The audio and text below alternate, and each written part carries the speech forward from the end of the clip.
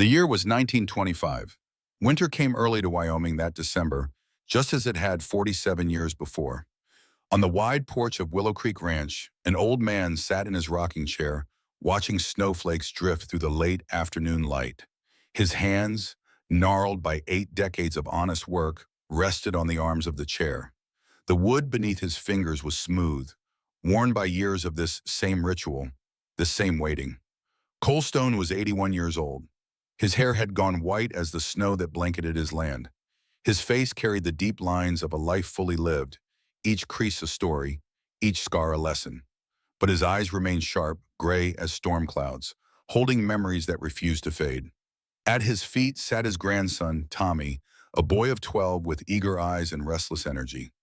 The child had been staring at his grandfather's chest for the better part of an hour, curiosity building like pressure in a steam engine. Finally, unable to contain himself any longer, Tommy reached out and touched the old man's shirt, right where the collar opened to reveal weathered skin. "Grandpa," the boy said, his voice small against the vastness of the Wyoming evening, "why do you have that scar? The one that looks like a letter K?" Cole's rocking stopped. For a long moment, the only sound was the wind singing through the fence posts and the distant lowing of cattle settling for the night. The old man's hand moved slowly to his chest, fingers tracing the raised tissue beneath the fabric. It was a mark he had carried for 63 years. A brand, a reminder. "That's the mark of a past I'm not proud of, son," Cole said finally. His voice was rough, like gravel in a creek bed, but gentle. Always gentle with the boy. Tommy frowned. "But Grandma Rose says you're a hero. She says you saved her and Aunt Lily when they were babies. She says you rode through a blizzard for 3 days straight, wounded, never stopping, never giving up." A smile touched Cole's weathered face, soft as morning light. "A hero?" He shook his head slowly.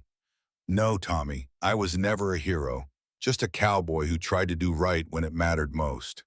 He paused, his gaze drifting past the boy, past the ranch, past the mountains themselves, reaching back through time to a winter that had changed everything. His hand found the armrest again, gripping it as if anchoring himself to the present before diving into the past. "The winter of 1878, Cole said, his voice dropping lower, taking on the cadence of memory. "That's when everything changed. That's when I stopped running and learned what it meant to stand." Tommy leaned forward, eyes wide. "Tell me, Grandpa, please." Cole looked at the Paiute for a long moment, seeing in him the future, the fourth generation to work this land. Then he nodded, settling deeper into his chair, and began to speak. It was the coldest December anyone could remember. The scene shifted, time folding back on itself like a letter being unfolded. The colors changed, growing sharper, harder. The comfortable warmth of 1925 dissolved into the brutal cold of 1878. Wyoming territory, a land still being tamed, still wild, still dangerous. The blizzard had been raging for 3 days. Elena Brennan stood at her cabin window, rifle in hand, watching the white wall of wind and snow that had swallowed her world. She was 30 years old, though the harsh Wyoming winters had aged her beyond her years. Her dark hair was pulled back tight, practical rather than pretty. Her hands, calloused from ranch work, gripped the Winchester with the easy familiarity of someone who had learned young that survival meant being ready. She had been alone for 4 years. 4 years since Thomas died. 4 years since she had become the widow Brennan, running Willow Creek Ranch with nothing but determination and the help of old Jacob Murphy, her father's friend and the closest thing to family she had left. The loneliness had carved itself into her bones like the winter cold. It was a constant ache, dulled by work during the day, but sharp and cutting in the quiet hours. She had learned to live with it the way a person learns to live with an old injury, something that never quite heals but becomes part of who you are. But tonight, something was different. The sound came again, the one that had pulled her from her chair by the fire. Metal on wood, rhythmic and wrong. The barn door, banging in the wind. She had secured it herself at sunset, checking the latch twice the way her father had taught her. Someone had opened it, or something. Elena pulled on her heavy coat, felt the weight of it settle on her shoulders. She wrapped a scarf around her face, leaving only her eyes exposed. The rifle went into the crook of her arm, familiar and reassuring. Then she pushed open the cabin door and stepped into hell. The wind hit her like a physical thing, a wall of ice and fury. The temperature was 15 below zero, maybe colder. Her breath froze in the air before her face, tiny crystals of moisture turning solid in an instant. The snow was 3 feet deep and still falling, each flake sharp as a knife blade driven by the screaming wind. She could barely see 10 feet ahead. The barn was 50 yards from the cabin, but it might as well have been 50 miles. Each step was a battle, her boots sinking deep, her legs burning with the effort of pulling them free. The cold found every gap in her clothing, every seam, every opening, searching for skin to freeze. But Elena Brennan had not survived 4 years alone by being weak. She lowered her head and pushed forward. The barn door swung wide, hanging crooked on its hinges. Snow had already begun to drift inside. In the dim light filtering through the storm, Elena could see her horses, nervous and stamping. They sensed something wrong, something foreign in their space. She raised the rifle, thumb on the hammer. "Who's there?" Her voice was swallowed by the wind, barely audible even to her own ears. "Show yourself!" No answer, just the howl of the storm and the restless movement of animals who knew fear when they smelled it. Then she saw him. At first, she thought it was just another shadow, a trick of the light and snow. But shadows don't bleed. Shadows don't breathe in ragged, desperate gasps that fog the frozen air. Shadows don't clutch two tiny bundles to their chest with arms that have frozen in place, refusing to let go even in unconsciousness. The man was slumped against a hay bale, half sitting, half collapsed. His coat was black with blood, frozen hard as iron. His face was gray, the color of ash, lips blue with cold. Ice crystals had formed in his dark hair and the stubble on his jaw. He should have been dead. By every law of nature and survival, he should have been a frozen corpse. But his chest still rose and fell, shallow and slow. And pressed against that chest, wrapped in a woman's shawl, were two babies. Elena's breath caught. Her rifle lowered slightly as she moved closer, boots crunching on the hay scattered across the barn floor. The babies were tiny, identical faces visible above the edge of the shawl. 6 months old, maybe 8. Twin girls with delicate features and wisps of blonde hair. And they were warm. Despite the cold, despite the storm, despite the dying man who held them, the babies were warm. He had kept them alive with his own fading body heat, wrapping them in every layer he possessed, holding them so close that even unconscious, even barely breathing, he would not release them. Elena knelt beside the man, setting her rifle within easy reach. She pulled off her glove and pressed her fingers to his throat, searching for a pulse. It was there, thread and irregular, but there.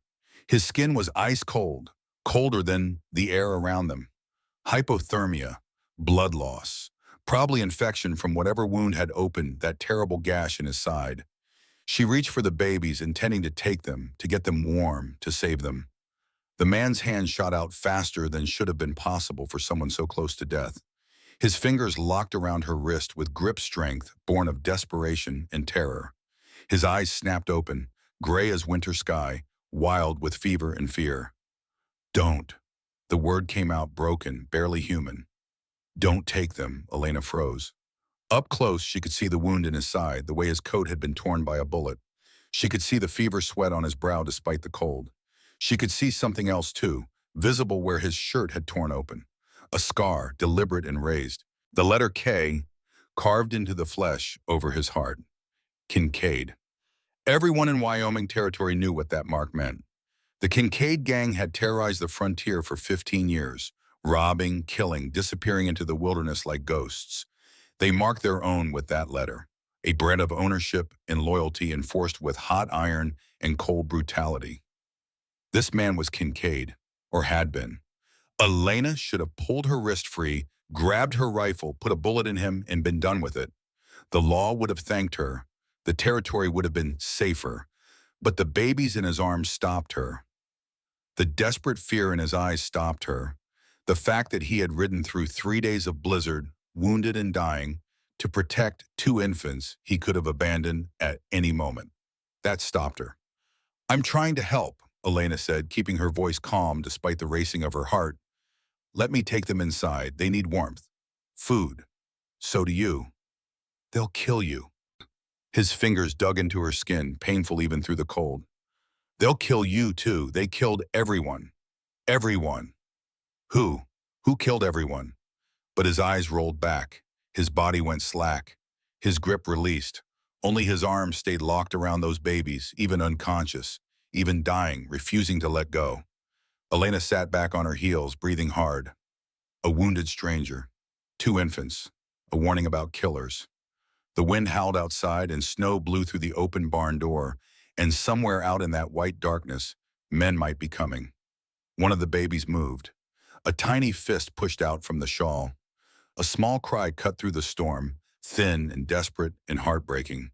Elena Brennan, who had not cried in 4 years, felt tears freeze on her cheeks. "Jacob!" she screamed into the storm, her voice raw. "Jacob, help me!" The old man appeared like a ghost from the white, moving fast despite his 68 years. Jacob Murphy had fought in the war between the states, had seen things that would break younger men, and nothing surprised him anymore. But even he stopped short when he saw what waited in the barn. "Sweet Jesus," he breathed. "Help me get him inside," Elena ordered, already moving. "Careful with the babies." His arms are locked. Together they lifted the man. He was heavy, all muscle and bone despite the blood loss. 6'2", broad through the shoulders from years of hard work. Even half dead, he was formidable.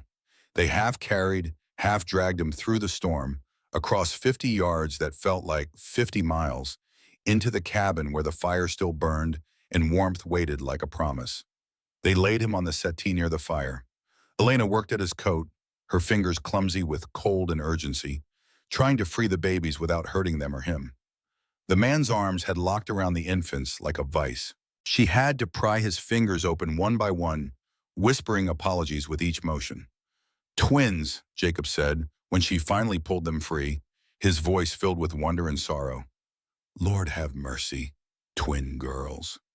Elena held them against her chest, feeling their small warmth, their fragile weight. They were so tiny, so impossibly light. Their identical faces blinked up at her, with eyes too calm for what they must have endured. She felt something crack open in her chest, something she had sealed away 4 years ago when she lost her second baby to Thomas's rage. "Get blankets," she said, her voice thick. "And warm milk. Go." Jacob moved faster than she had seen in years. Elena carried the babies to her bedroom, laid them on quilts, unwrapped them carefully. They were thin, too thin, but clean. Someone had cared for them even while running for their lives. Someone had loved them enough to keep them safe in the midst of horror. "Who are you?" she whispered to the sleeping infants. "Where did you come from?" They offered no answer, just watched her with those ancient, knowing eyes, eyes that had seen too much already. Elena returned to find Jacob cutting away the stranger's shirt. The wound was worse up close. A gunshot to the left side, old enough to have started healing, but new enough to be infected. The skin around it was puckered and red, angry lines of infection spreading outward like spiderwebs. The smell of rot was just beginning, that sickly sweet odor of flesh going bad. But that was not what made Elena's blood run cold. Across the man's chest, stark and permanent, was the scar. The letter K, white and raised, carved with deliberate cruelty into the muscle over his heart. A brand, a mark of ownership, a sign that this man had belonged to something evil. "He's one of them," Jacob said quietly, his hand moving toward his revolver. "Was one of them?"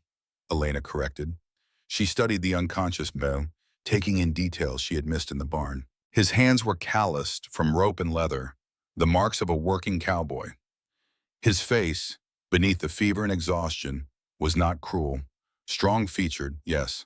Hard, certainly, but not cruel. And the way he had held those babies, the desperate protection even in unconsciousness, spoke of something beyond the mark on his chest. "Miss Elena, we should fetch the sheriff," Jacob said. "No." The word came out sharp, certain. "Not yet, not until I know what this is. But if he's Kincaid, the law wants him. There's a price on his head in 3 territories. Look at him, Jacob." Elena gestured at the broken man on her settee. "Does this look like a man running from the law for profit, or a man running from something worse?"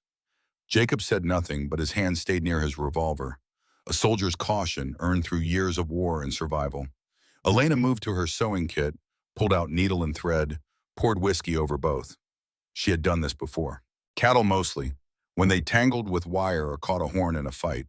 Once on her own leg, when Thomas had been too drunk to help and the doctor too far away. She did not like remembering that night, did not like remembering much from those years. So she pushed the memories down and focused on the present. The needle pierced flesh. The stranger's body arched off the settee, a sound tearing from his throat that was half scream, half growl, but his eyes stayed closed. Unconscious or too far gone to wake, Elena could not tell. "Hold him," she said through gritted teeth. "Hold him still." Jacob pressed down on the man's shoulders with all his weight, trying. 15 stitches. Elena worked fast, her hands steady despite everything. She had learned long ago that hesitation in such matters only made things worse. The whiskey burned, the needle pierced, the thread pulled tight. Blood welled and was wiped away. The stranger convulsed once, twice, then went still. "Done," Elena said, tying off the final stitch. She poured more whiskey over the wound, wasteful but necessary. The man gasped but did not wake. "Will he live?" Jacob asked, stepping back, flexing his hands where they had pressed bruises into the stranger's shoulders. "Maybe," Elena said honestly, "if the fever breaks, if infection doesn't take him, if whatever evil is chasing him doesn't find him first." She wiped her hands clean, blood staining the cloth dark. Then she moved to check on the babies, needing to see them, needing to hold something innocent and untouched by whatever violence had brought this stranger to her door. They were asleep in their basket, curled toward each other like they had done this 1,000 times before. Two tiny bodies seeking warmth and comfort from each other because there was no one else. Elena sank into the rocking chair beside them, her legs suddenly weak, her hands trembling now that the immediate crisis had passed. 4 years ago, she had wanted this. Wanted it more than anything. Babies of her own, a family, a future that extended beyond the next hard winter. Thomas had destroyed that dream twice. Once with his fists when she was 3 months along, again when she was 5 months. The second time, the doctor had been clear. No more children. The damage was too great. And then the night Thomas came home drunk with the rifle, saying if she could not give him sons, she was useless. The night she had fought for her life and won, but lost something else in the winning. The sheriff had ruled it an accident. Everyone believed it. Everyone except Elena, who knew the truth and carried it like the stranger carried his brand. Some memories were best left buried, but these babies, these helpless, innocent babies, they stirred something in her chest she had thought was dead. A maternal ache, fierce and protective and terrifying in its intensity. "I won't let anyone hurt you," she whispered to the sleeping twins. "I promise." The stranger stirred at dawn. Elena was dozing in the chair by the settee, rifle across her lap, when she heard him move. Her eyes snapped open instantly, hand going to the rifle stock. The stranger was watching her, his eyes clearer now, fever bright but focused. The fever had broken sometime in the night, leaving him weak but conscious. "The babies," he said, his voice a rasp like sandpaper on wood. "Where?" "Safe, sleeping." He tried to sit up, gasped, fell back. Pain lanced across his face, sharp and immediate. "Lie still," Elena ordered. "You'll tear the stitches." "Can't stay." He tried again, teeth gritted against the pain. "Have to move. They're coming." "Who's coming?" "Men. Bad men." He managed to prop himself on one elbow, breathing hard. "How long was I out?" "All night." He cursed under his breath, a string of words both vile and desperate. "Too long. We need to go." "You're not going anywhere." Elena stood, keeping the rifle ready, but not aimed. Not threatening, but not trusting either. "Not until you tell me who you are and why you brought those babies to my barn in the middle of a blizzard."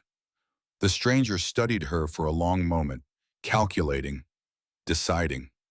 His eyes took in the rifle, the determined set of her jaw, the way she stood between him and the door. He seemed to come to some conclusion, and his shoulders sagged slightly, the fight going out of him. "Name's Caleb," he finally said. "Caleb Stone. Most folks call me Cole." "Elena Brennan. This is my ranch." She did not lower the rifle. Now talk. His story came out in pieces, short sentences broken by long pauses. The words of a man not used to explaining himself to anyone. The babies were Lily and Rose Hartley. Their parents were dead, murdered 3 days ago by men working for Fletcher Harmon, a cattle baron who wanted their land in the silver mine beneath it. Cole had been working for the Hartley family as a cowboy for the past 14 years. He had been out training horses when he heard the gunshots, rode back to find everyone dead or dying. Daniel Hartley, shot 5 times on the porch. Sarah Hartley, killed in the parlor. Old Margaret, Sarah's mother, still breathing, but not for long. She gave me the babies, Cole said, his voice cracking for the first time. Told me to run, told me to get them to Reverend Cooper in Copper Springs. He could protect them, she said. Legal papers, custody arrangements, everything Daniel had prepared just in case. Copper Springs is 100 miles from here, Elena said. I know. Cole met her eyes. I know, but Daniel was my friend, the only friend I ever had. I made a promise.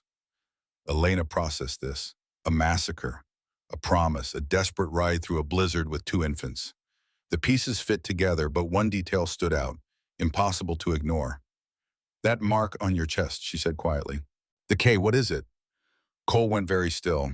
His hand moved unconsciously to his chest, covering the brand through the bandages. You know what it is? I want to hear you say it. A long silence. Then quietly, inevitably. Kincaid gang. I was one of them. Long time ago. How long? 13 years. His voice dropped lower, shame making it hard. I was 18 when they killed my family. My parents, my little sister.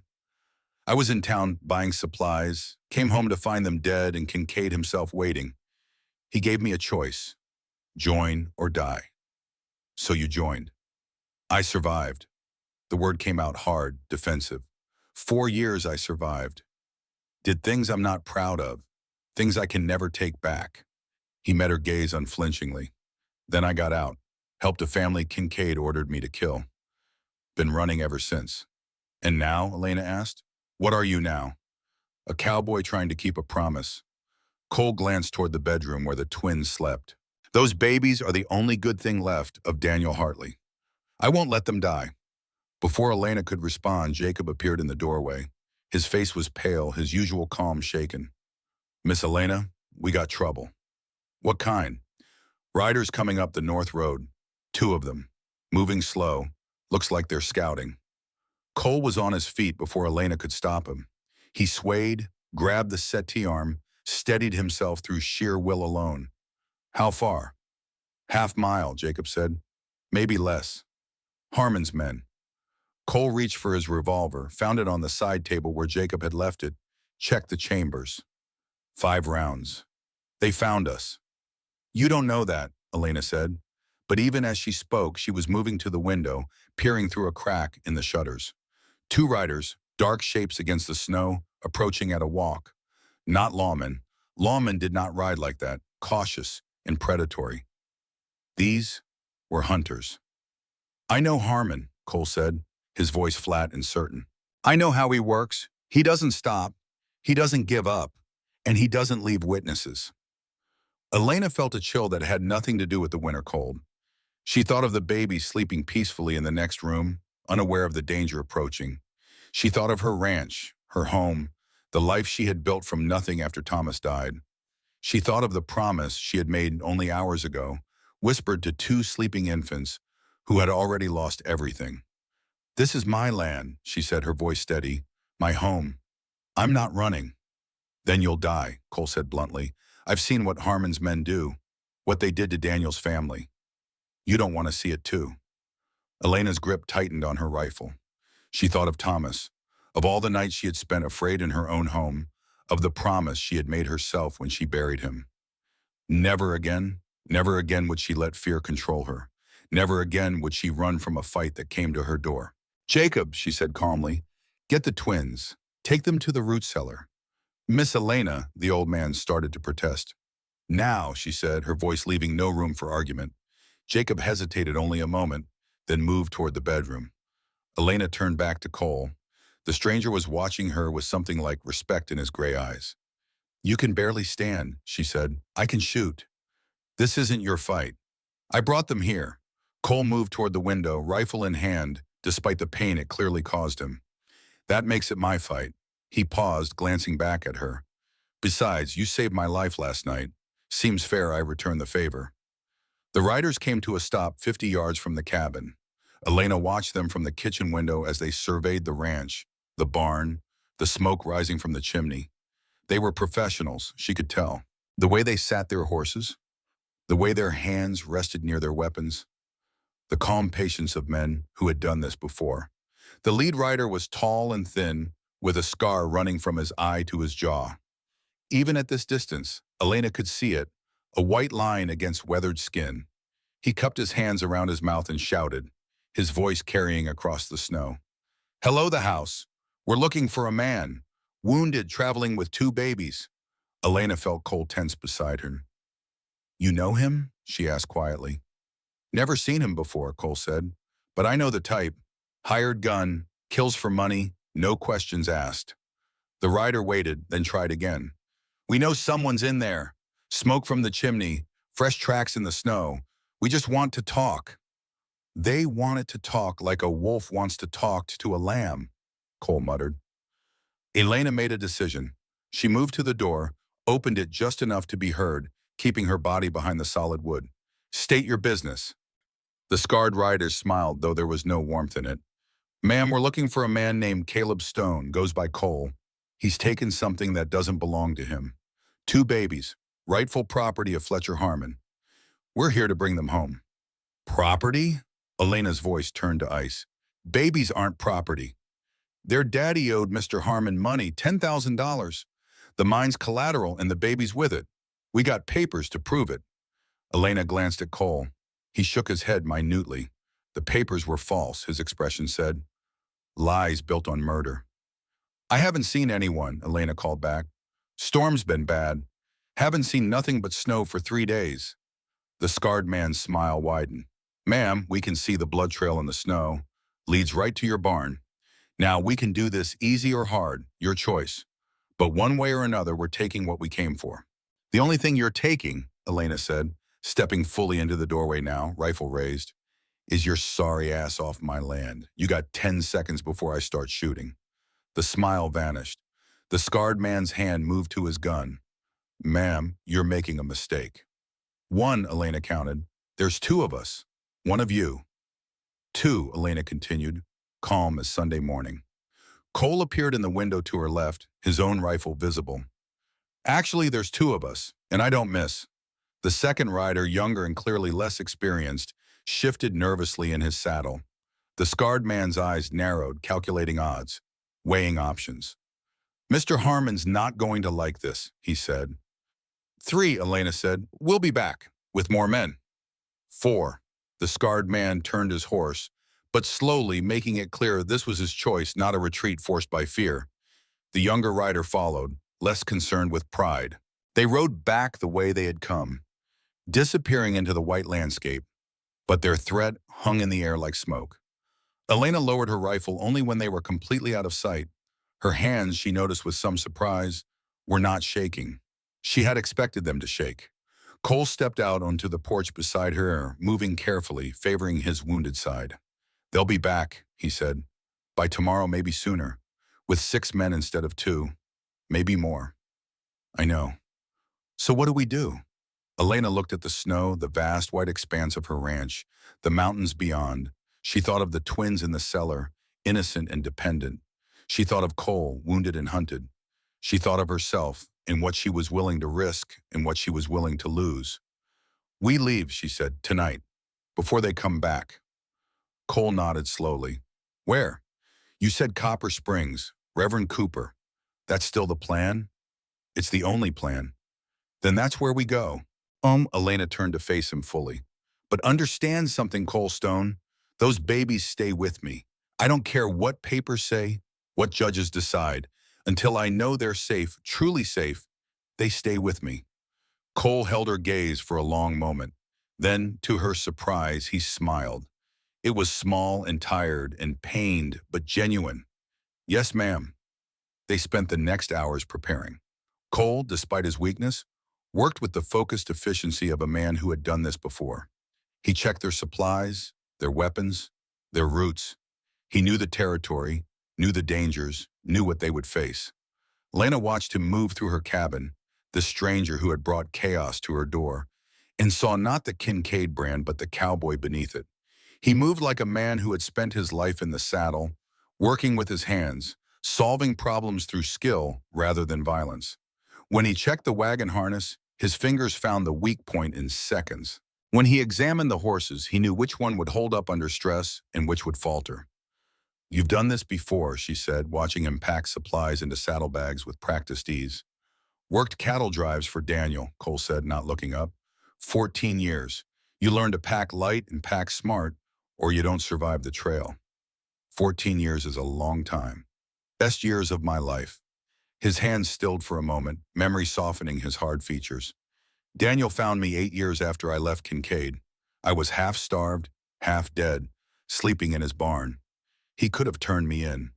$500 bounty on my head. Would have helped him a lot, that money. But he didn't. What did he do? Asked if I knew horses." Cole's smile was distant, bittersweet. "I said yes. He said then I was hired. Gave me a room, a place to sleep, 3 meals a day. Never asked about my past, never judged. Just gave me a chance to be something other than what that mark on my chest said I was." Elena felt something shift in her chest, some small crack in the armor she had worn for 4 years. "He sounds like a good man." "The best," Cole's voice cracked. "And I let him die." "You didn't let him die. You weren't even there." "I should have been.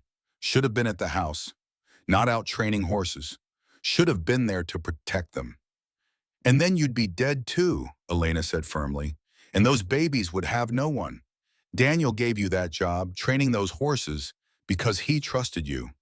He trusted you to do it right. You can't blame yourself for being where he put you." Cole was quiet for a moment, then nodded. But Elena could see the guilt still sitting heavy on his shoulders, a weight that would not be easily lifted. Night fell early, as it did in December. Jacob brought the wagon around, 2 strong horses in the traces. The twins, bundled in every blanket they owned, were placed in a basket lined with wool. They had been fed, changed, and had mercifully fallen back asleep, unaware of the journey ahead. Lena stood at her cabin door one last time, looking at the home she had built, the life she had carved from hardship. She did not know if she would see it again. The thought should have terrified her, but instead she felt only a strange calm. Perhaps this was what purpose felt like. Perhaps this was what it meant to fight for something beyond yourself. "Ready?" Cole asked. He was in the wagon already, rifle across his knees, his face pale but determined. "No," Elena said honestly, "but let's go anyway." They left Willow Creek Ranch in darkness, heading north toward Copper Springs and whatever waited there. The snow had stopped, leaving the world crystal clear and brutally cold.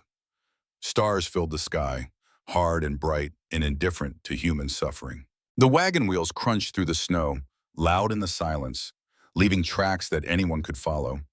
But they had no choice. To stay was to die. To run was to have a chance. Elena sat in the wagon bed with the twins, her rifle close, her eyes scanning the darkness. Cole drove, despite his wound, his knowledge of the terrain and weather too valuable to waste. Jacob rode alongside on his horse, shotgun ready, watching their back trail. An hour out from the ranch, Cole pulled the wagon to a stop. He climbed down carefully, moved to the rear where Elena waited. "There's something you should know," he said quietly, "about where we're going, about what we're facing. Tell me." "The road north to Copper Springs is blocked. Snowslide took out the bridge at Miller Creek 2 days ago. We can't go that way." "Then which way?" "There's an old mining trail, goes through Blackwater Canyon. It's passable, but it adds 2 days to the journey. Maybe 3 in this weather." "3 days?" Elena felt her heart sink. "With the babies? In this cold?" "I know it's hard, I know it's dangerous, but it's the only way." Cole's gray eyes held hers. "And I need you to understand something else. The men coming after us, they're not going to stop. Harmon wants those babies, wants that mine, wants to erase any evidence of what he did. He'll send everyone he has. How many men does he have? 20, maybe more? Professional gunmen, trackers, men who do this for a living. The number should have frightened her, 3 of them against 20 or more, traveling through winter wilderness with 2 infants. The odds were impossible. But Elena had survived 4 years of Thomas Brennan. She had survived beatings and losses that should have broken her. She had killed a man and lived with the weight of it. Fear was an old companion, familiar and almost comfortable in its constancy. "Then we'd better not make mistakes," she said. Cole smiled, that same small, tired smile. "No, ma'am, we better not." They continued on through the night, the wagon rocking gently, the babies sleeping warm beneath their layers of wool and love. And high above, the stars wheeled in their ancient patterns, marking time as humans below struggled and suffered in hope for dawn. In the years to come, when Cole was an old man telling stories to his grandson, he would remember this night with crystal clarity. The cold, the stars, the woman beside him who refused to abandon 2 babies she had known for less than a day. The promise that stretched before them like the trail itself, hard and uncertain, but necessary. This was the night everything changed. The night the cowboy stopped running and learned to stand. The night the widow remembered how to hope. The night 2 orphaned babies became the center of something larger than themselves. This was the beginning. The mining trail was worse than Cole had described. Elena gripped the side of the wagon as it lurched over another frozen rut, the wheels grinding against ice that had formed in the deep tracks left by ore wagons years ago.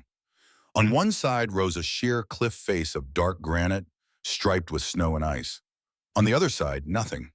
Just empty air and a drop that went down 200 feet to rocks that would make kindling of the wagon and corpses of anyone inside it. Dawn was breaking, painting the sky in shades of rose and gold that seemed obscene in their beauty. The night had been endless, every hour stretching like pulled taffy, each moment filled with the constant fear of pursuit. But they had made it through. They were still alive, still moving, still fighting. Cole walked ahead of the wagon now, leading the horses by their bridles. The trail was too narrow, too treacherous for him to drive. One misstep and the horses might spook, might back up, might send them all over the edge. So he walked, despite his wound, despite the fever that Elena could see creeping back into his eyes, despite the exhaustion that made his steps uneven. "How much farther to the shelter?" Elena called forward. "Mile," Cole said, not turning. His breath came out in white puffs, freezing instantly in the brutal cold. "Maybe less." Jacob rode behind the wagon, eyes constantly scanning their back trail. Every few minutes he would stop, dismount, check for signs of pursuit in the snow. So far,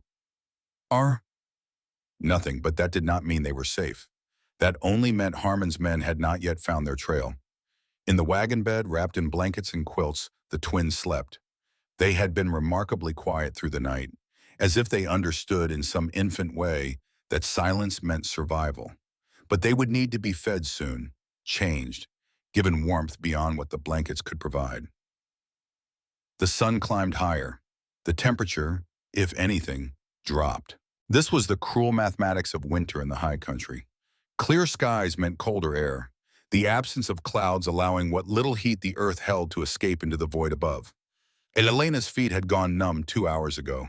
She could no longer feel her toes inside her boots, could not tell if she was standing on the wagon bed or floating above it. The cold had moved past pain into something else, a distant ache that her mind registered but no longer processed as urgent. She knew this was dangerous, knew that frostbite was stealing her extremities degree by degree, but there was nothing to be done except endure and hope. Ahead, the trail widened slightly. Cole stopped, one hand raised. Elena tensed, reaching for her rifle. But Cole was not signaling danger. He was pointing. A structure stood against the cliff, barely visible in the morning light. It had once been a mining cabin built by men who had come searching for silver and found only stone and disappointment. The roof had partially collapsed on one side, but 3 walls still stood, and that was enough. That was shelter. "Thank God," Jacob muttered, dismounting to help guide the wagon the final 100 yards. Inside the cabin, They found evidence of other travelers. Old fire rings, soot-stained walls, a pile of firewood someone had left behind in the desperate hope they might return and need it. Cole immediately set about building a fire, his hands moving with practiced efficiency despite their trembling. Elena lifted the twins from their basket. They were awake now, eyes wide and watchful, but still quiet. She checked them carefully, feeling for cold skin, looking for signs of frostbite. Their faces were pink, their tiny hands warm. They had survived the night. "Tough little things," Jacob said, appearing beside her with a canteen of water warming by the growing fire. "Their mama would be proud." "Their mama is dead," Elena said, more harshly than she intended. "Which is why they need you." Jacob's voice was gentle but firm. "Which is why they need all of us." Elena nodded, swallowing against the tightness in her throat. She prepared milk for the babies, diluting cow's milk with warm water, the way her own mother had taught her. The twins drank greedily, tiny hands grasping at the cloth soaked in milk, sucking with the desperate intensity of the very young. Cole collapsed against the far wall once the fire was burning strong. His face was gray again, the brief flush of exertion fading to reveal the sickness beneath. Blood had seeped through his bandages, dark and wet. "Let me look at that," Elena said, handing Lily to Jacob. "It's fine," Cole protested weakly. "It's bleeding." Elena knelt beside him, began unwrapping the bandages. "You tore the stitches, probably when you were leading the horses." The wound was angry and red, 3 of the 15 stitches pulled loose. Blood welled fresh, mixing with the yellow discharge of infection. Elena cleaned it as best she could with precious water and whiskey, her hands gentle despite the urgency. "You need rest," she said, "real rest, more than a few hours." "Can't afford it. Harmon's men could be on us by nightfall. And you'll be dead by noon if you keep pushing like this." Cole met her eyes. In the firelight, they looked almost silver, ancient and tired. "Better me dead than those babies." "Nobody has to die," Elena said firmly. "Not if we're smart. Not if we help each other." She finished rebandaging the wound, then sat back on her heels. The cabin was warming slowly, the fire's heat pushing back the cold inch by grudging inch. Outside, wind moaned through the rocks, a sound like voices crying in the distance. "Tell me about the trail ahead," Elena said. "What should we expect?" Cole closed his eyes, but he answered. "Another day through the canyon, then we reach the high valley. After that, it's easier terrain, but more exposed. Anyone tracking us will have clear sight for miles. And Copper Springs? 3 days from the valley, maybe 4. He opened his eyes again. "If we make it that far." "We will," Elena said with more confidence than she felt. "You don't know Harmon. You don't know what he's capable of." "I know men like him." Elena's voice went hard. "Men who take what they want and destroy anyone who gets in their way. I was married to one, remember?" Cole studied her face, seeing something there that made him pause. "Your husband, Thomas. How did he really die?" Elena was quiet for a long moment. Jacob, across the cabin, pretended not to listen, focusing intently on Rose. But Elena knew he heard every word. Jacob had been there the night Thomas died. Jacob knew the truth. "The sheriff ruled it an accident," Elena said carefully. "Said Thomas was cleaning his gun while drunk and it went off. But that's not what happened." "What really happened?" Elena met Cole's gaze steadily. "He came home with a rifle. Said if I couldn't give him sons, I was worthless. Said he'd be better off with a wife who could do the one job women were meant for." Cole's jaw tightened. And I got to the rifle first. We fought. It went off. Thomas fell." Elena's voice remained calm, factual, as if recounting someone else's story. "The sheriff arrived at dawn, saw the bruises on my arms, the blood, Thomas dead on the floor. I told him the story about the drunken fall. He believed me. Or maybe he just chose to believe me. Thomas wasn't well liked." "You killed him in self-defense." "I killed him, though," Elena corrected. "That's all that matters. The why doesn't change the what." Cole was silent for a moment. Then quietly, "Thank you." "For what?" "For telling me the truth. For trusting me with it." "You trusted me with yours," Elena said. "Seemed fair." A baby's cry broke the moment. Lily, wanting attention or warmth or simply reassurance that she was not alone. Elena went to her, lifted her, held the small, warm weight against her chest. The baby quieted immediately, one tiny hand curling into Elena's shirt. "You're good with them," Cole observed. "I wanted children." The words came out before Elena could stop them. Two miscarriages, both times because Thomas. She stopped, unable or unwilling to finish. "I'm sorry." "Don't be. That was another life, another woman." Elena looked down at Lily's small face. "These babies, they're not mine, I know that. But right now, in this moment, I can pretend. And maybe that's enough." The day passed slowly. They took turns sleeping, always keeping one person awake and watching. The fire burned low, then high, then low again as they rationed the wood. The twins were fed and changed and held. Cole's fever spiked, then broke, then spiked again. Elena cooled him with snow when it rose too high, covered him with blankets when the chills took him. Evening came, painting the canyon in shades of purple and blue. Jacob stood at the cabin entrance, staring out at the darkening sky. "Someone's out there," he said quietly. Elena was at his side in seconds, rifle ready. "Where?" "Ridgeline, mile back. Just a flash of movement, but I saw it." Cole pushed himself up, despite Elena's protest. He moved to the entrance, looked where Jacob pointed. His face went still. "How many?" Elena asked. "Can't tell, but if they're on the ridge, they have the high ground. They're watching, deciding." "Deciding what?" "Whether to attack now or wait for us to move." Cole turned to face her. "Either way, they know where we are." The night brought a choice: stay in the cabin and be trapped, or move in darkness and risk the trail. Cole argued for moving. Jacob wanted to stay and fight. Elena stood between them, holding a sleeping baby, trying to think past the fear. "If we stay, we die," Cole said. "Three of us against however many Harmon sent. We'd last maybe an hour." "If we take that trail in the dark, we go over the edge," Jacob countered. "That's certain death." "Not if I lead the horses. I know this trail." "You can barely stand. How are you going to lead horses for miles in pitch black?" Cole had no answer to that. Elena made the decision. "We move, but not yet. We wait until full dark, let them think we're settled for the night. Then we go, quiet as we can." "The trail, Jacob started, "is dangerous, I know. But Cole's right. If we stay, we're sitting targets." Elena looked at both men. "We take the risk of the trail over the certainty of bullets." They prepared in silence. Cole, despite his weakness, checked every inch of harness, every buckle, every strap. The horses were calm, well-trained, but even good horses could panic in the dark. Jacob loaded their supplies, rearranging weight for balance. Elena wrapped the twin in layers, then wrapped them again, creating cocoons of warmth that would have to sustain them. Midnight came. The moon rose, half full, providing just enough light to turn the trail from impossible to merely suicidal. Cole took the lead horse's bridle in his left hand, his right resting on his revolver. Jacob walked beside the wagon, ready to steady it if it began to slide. Elena sat in the bed, one hand on each baby's basket, the other gripping her rifle. They moved into the darkness like shadows fleeing dawn. The trail was a nightmare rendered in silver and black. Every step felt like the last moment before disaster. The wagon wheels ground against ice, slipped, caught. The horse's breath came in great clouds of steam.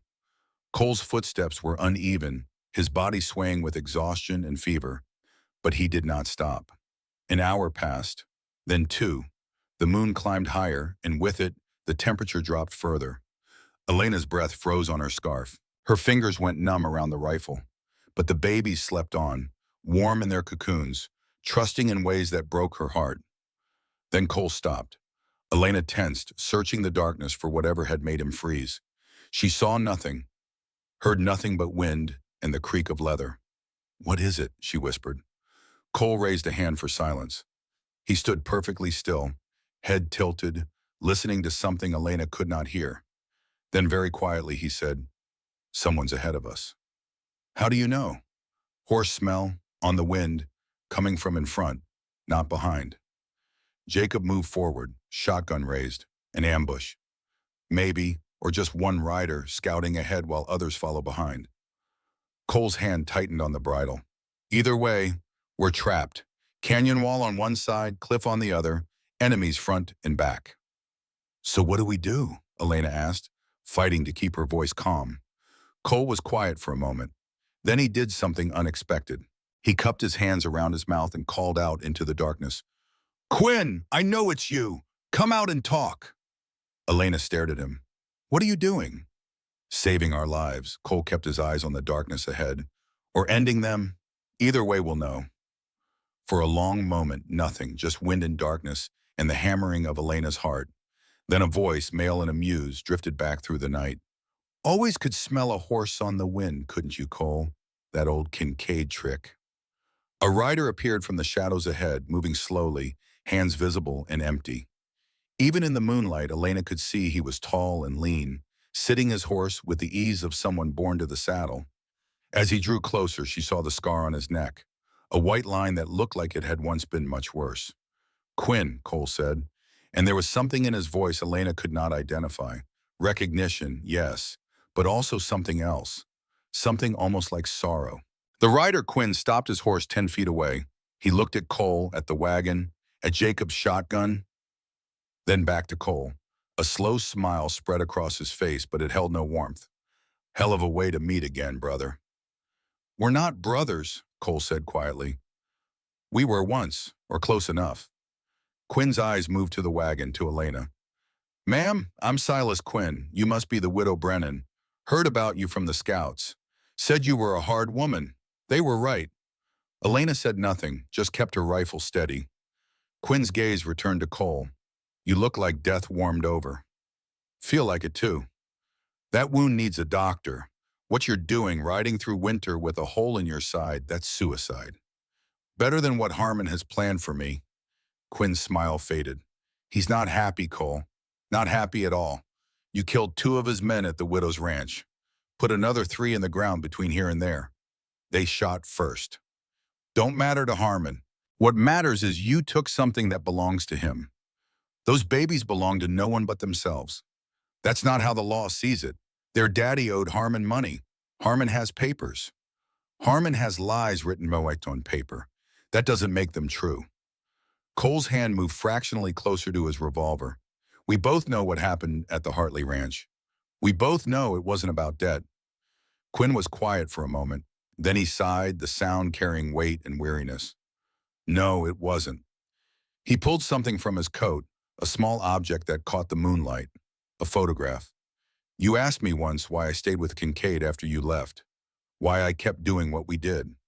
And you said it was all you knew. That was true, then. Quinn held up the photograph. Even at this distance, Elena could see it showed a small girl, maybe 5 years old, with bright eyes and a gap-toothed smile. Her name's Mary. She's my daughter. Her mother died last year.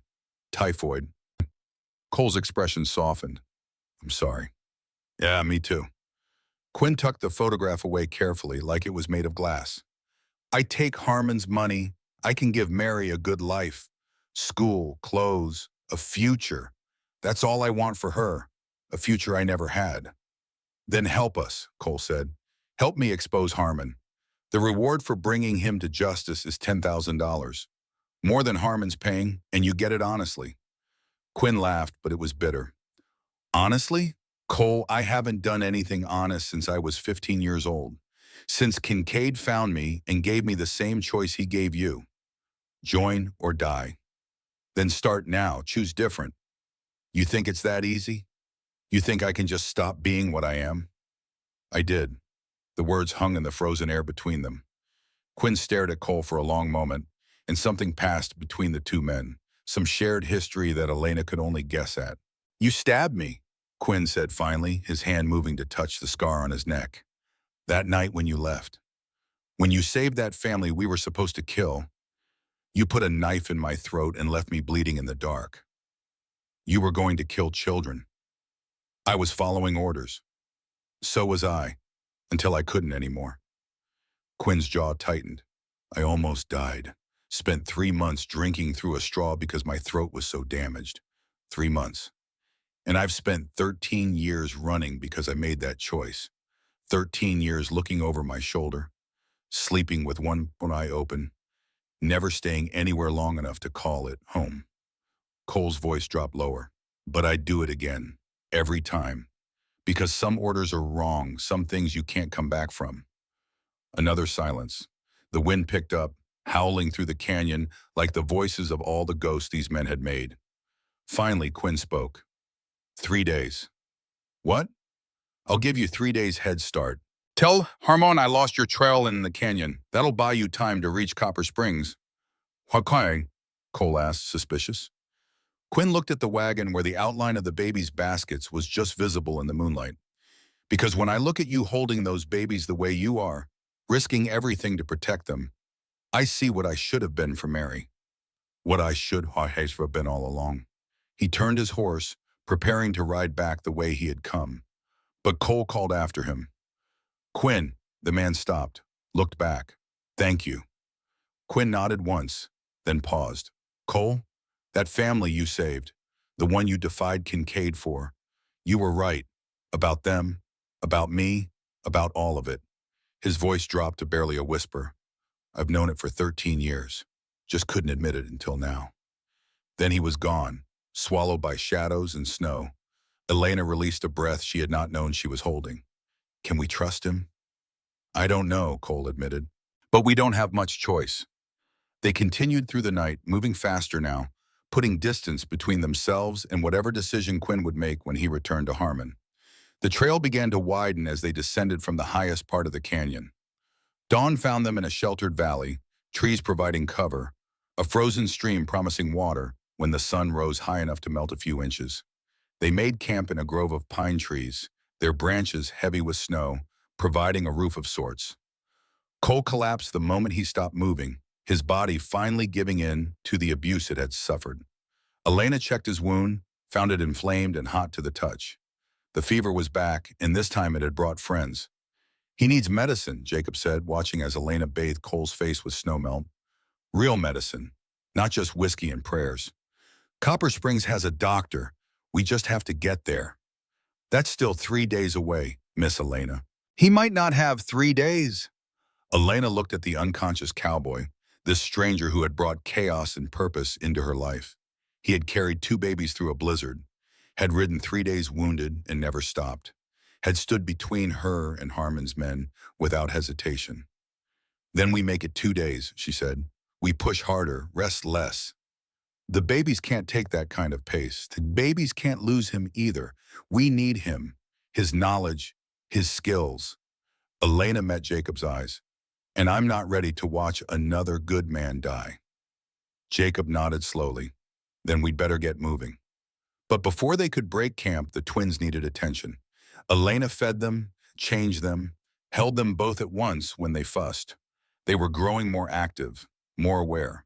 Rose had discovered her hands, spending long minutes staring at her tiny fingers as if they were the most fascinating things in creation.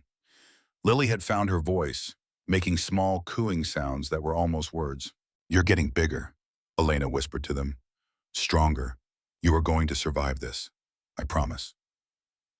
While the babies slept, Elena took the opportunity to practice something Cole had been teaching her when they had moments to spare. She pulled out the lasso from the wagon, the one Cole used for working cattle. It was stiff with cold, the rope resistant in her hands. He showed me how, she said to Jacob, who was watching with mild amusement. Said I should know, just in case. She took the stance Cole had demonstrated, holding the loop loose, letting her wrist do the work. The first throw went wide, landing in the snow 3 feet from the tree stump she had been aiming for. The second throw was worse, but the third caught the stump dead center, the loop settling around it perfectly. Well, I'll be damned, Jacob said. You got the touch. Elena pulled the rope tight, feeling the satisfaction of a skill learned, a small victory in a time of constant fear. Cole said it's all about patience. Don't force it. Let the rope find its target. He's a good teacher. He's a good man, Elena corrected. Then more quietly, he deserves better than dying in the snow. They traveled through the day, the valley opening up before them. The landscape was beautiful and terrible in equal measure. White mountains touched a blue sky so clear it hurt to look at. Ice formations hung from cliff faces like frozen waterfalls. The sun sparkled on the snow, turning the world into a field of diamonds. But beauty did not mean safety. They were exposed here, visible for miles. Anyone following could spot them easily. There, Cole said, his voice weak but urgent. He had woken an hour before, delirious and shaking but insistent on continuing. That rise, we can see our back trail from there. They climbed the small hill, stopped at the top. Behind them, the canyon they had navigated stretched back toward Elena's ranch. And on the trail, dark against the white, were riders. Many riders. Jacob counted them, his voice grim. 8, maybe 9. But it's only been one day since Quinn, Elena said, confused. Where did these come from?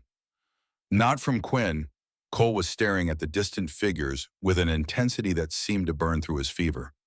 Look how they ride. Too formal. That's not Harmon's usual crew. How can you tell from this distance? The lead rider, see how he sits his horse? Too straight, too formal. That's a lawman's posture. Cole's eyes narrowed. That's federal, which means Harmon didn't just send guns, he sent the law. Elena felt her stomach drop. Can he do that? If he has the right judge in his pocket, he can do anything. Papers showing debt, custody documents, maybe even a warrant for me. Cole turned to face her. We can't outrun federal marshals. They won't stop, won't quit. And they have the law on their side. Then what do we do? Cole was quiet for a long moment, his gray eyes searching the horizon as if answers might be written there in the snow. Finally, he spoke. We go to the one place Harmon can't follow, the one place where his papers and his money don't matter. Where? Hartley Ranch, Daniel's safe, the real papers, the ones that prove everything. Cole looked at Elena. It's 60 miles out of our way. It's dangerous, but it's our only chance to fight Harmon on equal ground, legal ground. The ranch where everyone died? Jacob shook his head. That's suicide. Harmon will have men there. Probably, but it's our only play. Get those papers, get them to Copper Springs, present them to the territorial judge before Harmon's fake documents can be filed. Elena looked at the riders behind them, then at the path ahead. Every choice was terrible. Every option led through danger, but some dangers fought back. How long to reach the ranch? She asked. Pushing hard, a day and a half. And the riders behind us? They'll reach this spot by nightfall, find our tracks heading toward the ranch by morning. So we have maybe a day before they catch us. Maybe less. Elena looked at the twins, sleeping peacefully in their basket despite the cold and uncertainty. Then she looked at Cole, fevered and wounded, but determined. Finally, she looked at Jacob, old and tired, but still ready to fight. Then we'd better ride fast, she said. They descended from the rise and turned southeast toward Hartley Ranch and whatever waited there. The wagon wheels cut deep tracks in the fresh snow, impossible to hide, marking their passage for anyone to follow.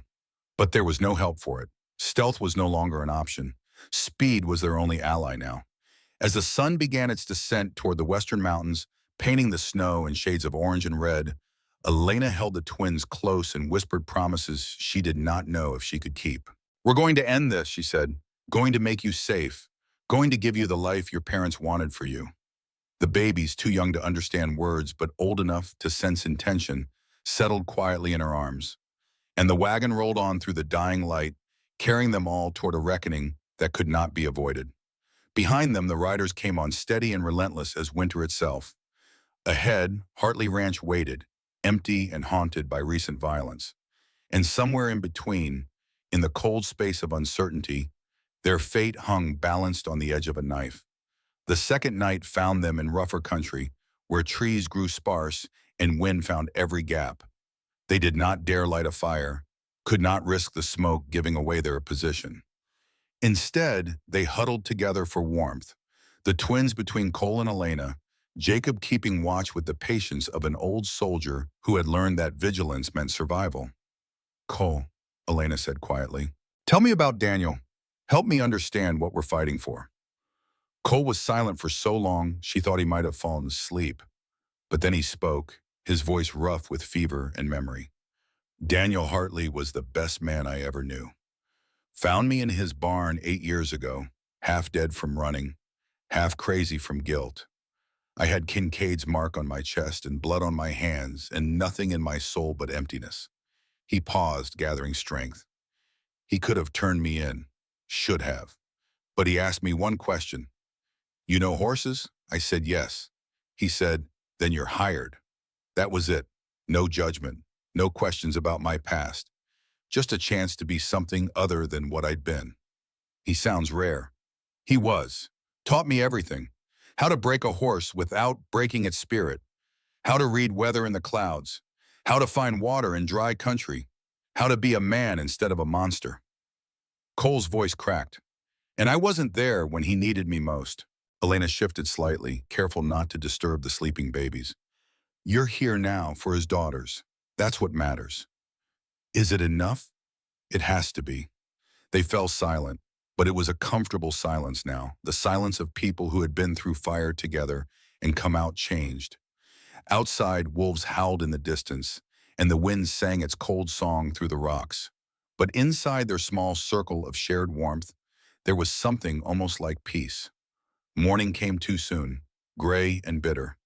They rose stiff and aching, muscles protesting the cold and the rough ground. The twins needed changing and feeding, tasks that took precious time but could not be rushed.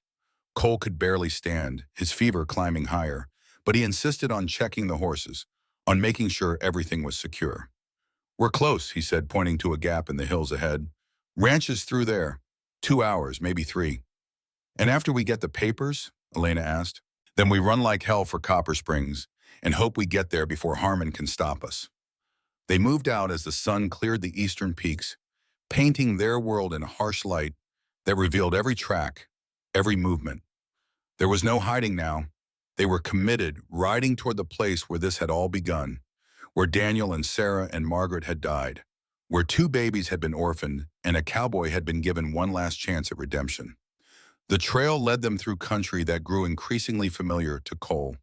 He pointed out landmarks, his voice distant, lost in memory. The creek where he and Daniel had fished, the meadow where they had gathered cattle for branding, the stand of aspen where Daniel had taught him to read sign, to tell the age of a track by the crispness of its edges. He was patient, Cole said. Never got frustrated when I was slow to learn. Never made me feel stupid for not knowing things he'd learned as a child. Just taught and waited and believed I could get better. Then the ranch came into view, and all memory fled before the reality of what had happened there. The main house stood dark against the snow, its windows empty as dead eyes. The barn was partially collapsed, burned. The corrals stood empty. And everywhere the silence was profound and terrible. The silence of a place where life had been violently stolen. Cole stopped the wagon at the edge of the property, his hands white-knuckled on the reins. For a long moment, he just stared, his face carved from stone, his eyes hollow. Cole, Elena said gently. They're buried out back, he said, his voice barely a whisper. I buried them before I ran. Couldn't leave them for the wolves. That was good. That was right. Doesn't feel right. Feels like abandonment. And you came back. You're finishing what you started. Elena reached over, placed her hand on his. Daniel would understand. Cole nodded slowly, then climbed down from the wagon, moving like a man decades older than his age. Jacob and Elena followed, weapons ready, eyes scanning for danger. But the ranch felt empty, deserted. Harmon's men had been here, but they were gone now, probably stationed along the route to Copper Springs, waiting for their prey to come to them. The front door hung open, creaking in the wind. Inside, chaos. Furniture overturned, drawers pulled out, papers scattered everywhere. They had searched the house thoroughly, looking for the very papers Cole had come to retrieve. The safe's in the study, Cole said, moving through rooms that still held echoes of the life that had been lived here. Photographs on the wall showed a happy family.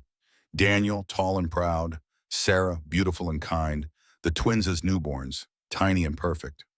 Margaret, stern-faced but with laugh lines around her eyes. The study was in the worst shape, torn apart with methodical violence. But the safe was still there, set into the wall behind a painting of mountains and sky. Cole pulled the painting aside, revealing a steel door with a combination lock. You know the combination? Elena asked. Daniel told me, years ago. Said if anything ever happened, I should know where his important papers were. Cole's hands trembled as he turned the dial. Never thought I'd need it for this. The lock clicked. The safe door swung open. Inside was a stack of documents, yellowed with age but carefully preserved. Cole pulled them out with hands that shook from more than fever. Deed to the ranch, showing Daniel owned it free and clear, will naming Reverend Cooper as guardian, then Margaret Wilson as secondary. A letter sealed, addressed to Cooper. And at the bottom, a signed statement from one of Harmon's own men, a confession obtained God knew how, detailing the plan to force Daniel to sell.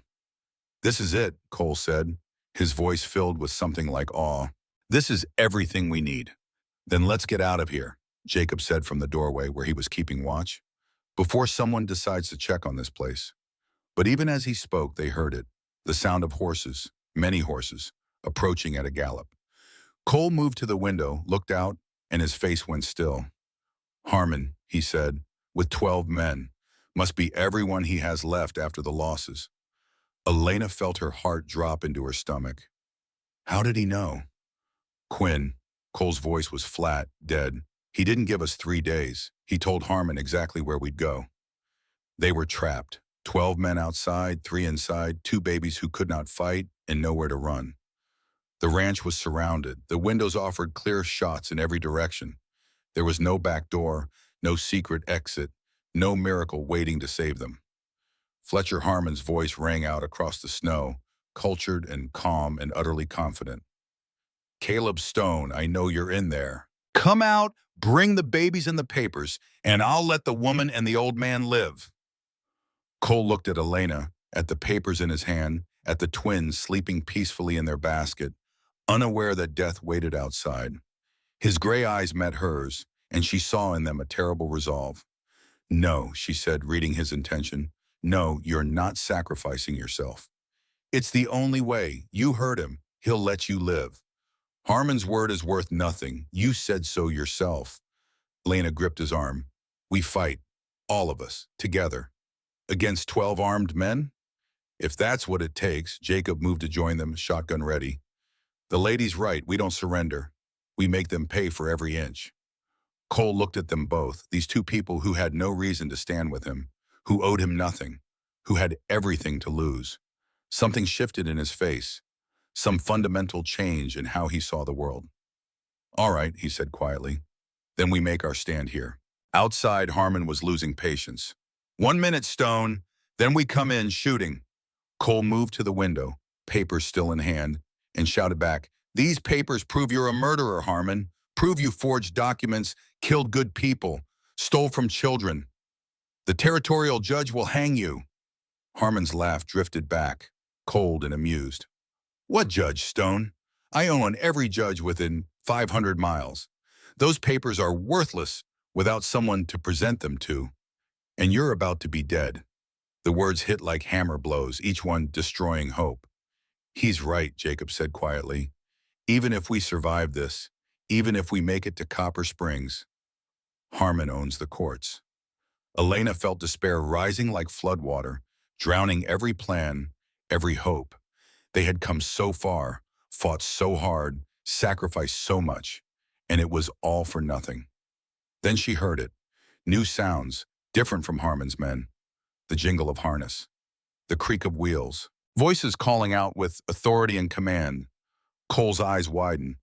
"No, it can't be." A new voice, older but strong, rang across the ranch. "Fletcher Harmon, this is Reverend Elijah Cooper. Stand down or face the territorial militia." Cole stared in disbelief. Elena moved to the window, saw what she could barely believe. Reverend Cooper sat on a wagon, and behind him rode 10 men in the uniform of the territorial militia. And beside them, on a black horse, sat Silas Quinn. Quinn's voice carried clearly. "Marshal Campbell, Fletcher Harmon is wanted for murder. Arrest him." What followed happened fast, too fast for Harmon's men to react. The militia surrounded them, rifles raised. A federal marshal Elena had not seen stepped forward, badge glinting in the sunlight. "Fletcher Harmon, you're under arrest for murder, conspiracy, fraud, and attempted kidnapping." Harmon's face went through a series of expressions, shock, rage, desperation, before settling on something that looked almost like relief.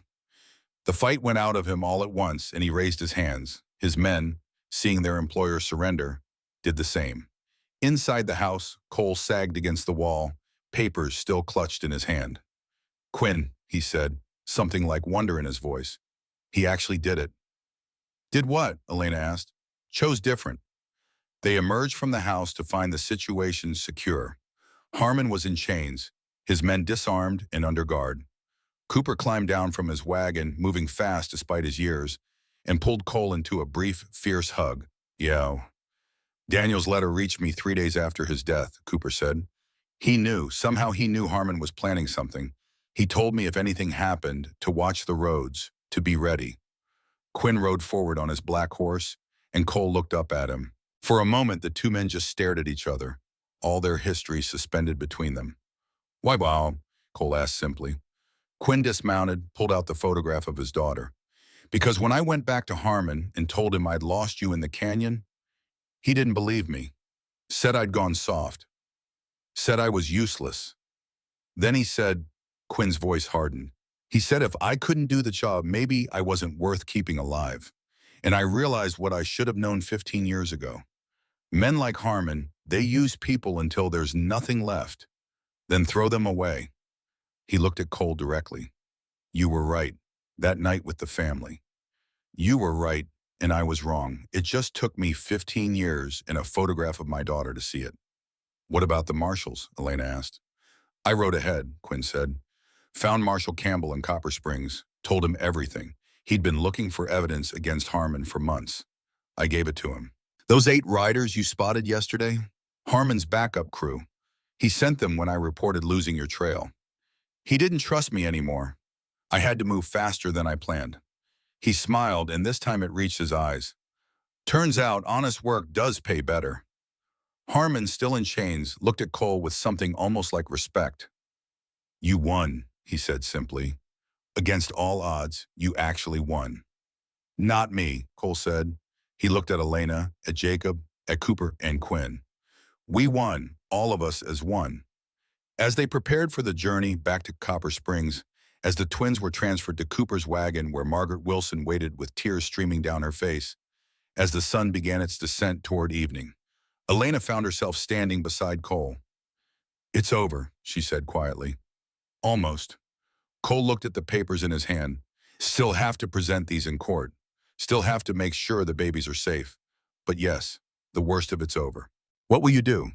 After?" Cole was quiet for a long moment. Then, "I was hoping you might have some ideas about that." Elena felt her heart skip. "Me? You saved my life, fought beside me, protected those babies like they were your own." He turned to face her fully. "I know I'm not much. Still wanted in some places. Still carrying scars I'll never be rid of. But if you'll have me, I'd like to stay. Help you rebuild your ranch. Maybe," he hesitated, "maybe build something new together." Elena looked at this man who had ridden through hell to keep a promise, who had chosen honor over survival, who had stood against impossible odds, and she saw not the Kincaid brand on his chest, but the man beneath it. "Yes," she said simply, "I'd like that very much."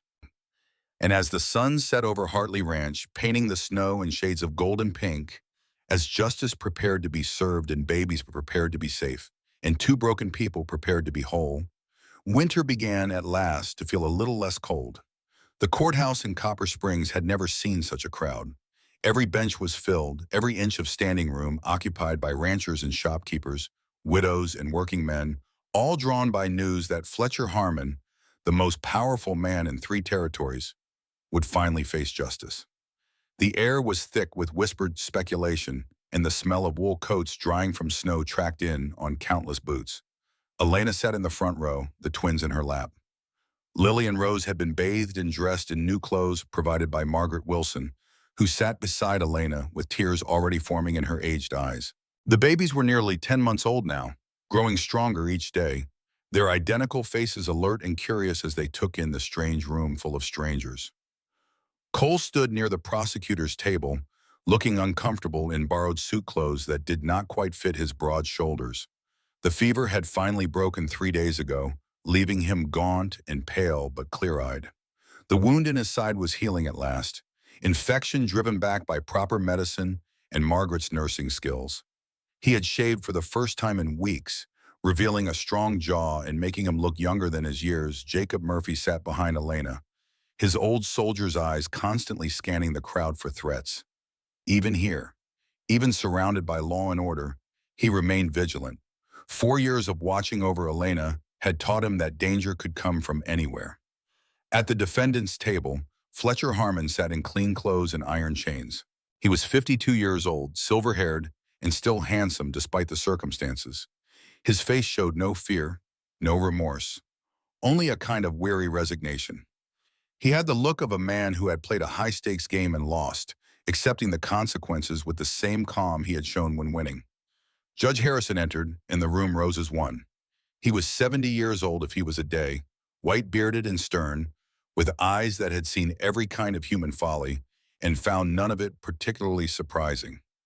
He had been a territorial judge for 30 years, and in all that time no one had successfully bribed him. Harmon had tried twice. Harrison still remembered. "Be seated," Harrison said, his voice carrying authority that needed no volume. The crowd sat. "We are here for two proceedings. First, the matter of custody for Lily Rose and Roseanne Hartley, orphan children of Daniel and Sarah Hartley. Second, the criminal trial of Fletcher Harmon on charges of murder, conspiracy to commit murder, fraud, and attempted kidnapping." He looked over his spectacles at the packed courtroom. "I'll hear the custody matter first. It's simpler, and those babies need to know where they'll be sleeping tonight." Harmon's lawyer, a nervous man named Peterson, who clearly wished he was anywhere else, stood. "Your Honor, my client has documentation showing that Daniel Hartley owed him $10,000, secured by deed to the Hartley Ranch and all assets thereon, including guardianship of minor children in the event of default." He placed papers on the judge's bench. Harrison examined them, his face impassive. "These documents appear to be in order," Harrison said. Elena felt her heart sink. Beside her, Margaret made a small sound of distress. Then the prosecutor, a sharp-faced man named Whitmore, who had ridden with Cooper's militia, stood. "Your Honor, the defense would like to present contradictory documentation retrieved from Daniel Hartley's personal safe by Caleb Stone, acting on instructions from the deceased Margaret Wilson, grandmother of the children in question." Cole stepped forward, carrying the papers they had risked everything to retrieve. He laid them on the bench beside Harmon's documents. Harrison examined both sets, his expression still revealing nothing. The silence stretched. Elena could hear her own heartbeat, could feel Rose's small hand gripping her finger with surprising strength. Lily had fallen asleep against her chest, unaware that her future hung in balance.